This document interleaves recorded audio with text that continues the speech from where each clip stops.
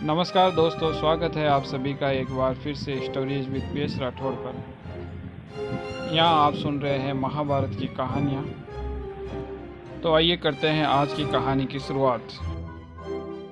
उस योद्धा के बारे में जानेंगे जो 2 माताओं के गर्भ से आधा आधा जन्मा था। ग्रंथ या कहानियाँ चाहे कोई भी हो, किसी भी धर्म से संबंधित हो, हमें कोई ना कोई सीख तो अवश्य ही दे जाती है। अगर बात करें महाभारत की, तो ये एक खूबसूरत घटनाओं के संकलन के रूप में प्रस्तुत एक ऐसा ग्रंथ है जो मनुष्य को अपने दायित्व, मर्यादाओं और पारिवारिक संबंधों का बोध कराते हुए अपने लालच और इच्छाओं पर नियंत्रण रखना सिखाता है। मुख्य तौर पर महाभारत की कहानी कौरव पांडव युद्ध से संबंधित है, लेकिन इस युद्ध को आधार देने वाले पात्र और विभिन्न योद्धाओं का जिक्र भी अनिवार्य है। इस कहानी के जरिए हम आपको एक ऐसे योद्धा के विषय में बताने जा रहे हैं जिसने महाभारत की कहानी में एक बड़ी भूमिका निभाई, लेकिन इसके बावजूद बहुत ही कम लोग हैं जो इसकी जानकारी रखते हैं।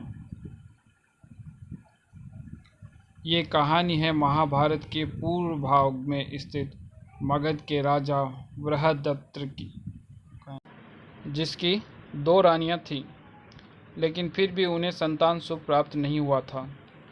अपनी संतान की इच्छा पूरी करने के लिए उसने हर उपाय आजमाया, लेकिन फिर भी उसे कोई संतान नहीं प्राप्त हुआ।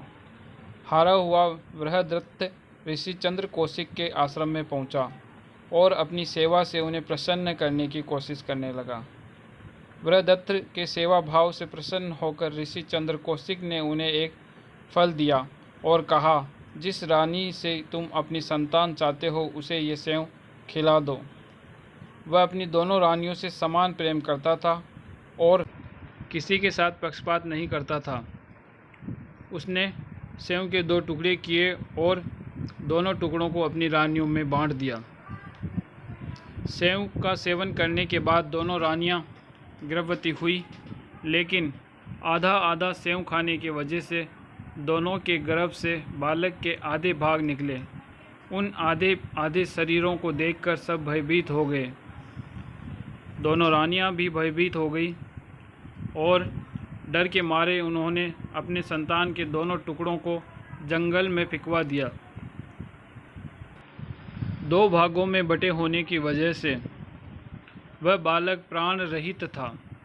जंगल में उसे एक जरा नामक राक्षसी ने देख लिया और अपनी माया से उन दोनों हिस्सों को जोड़कर एक कर दिया।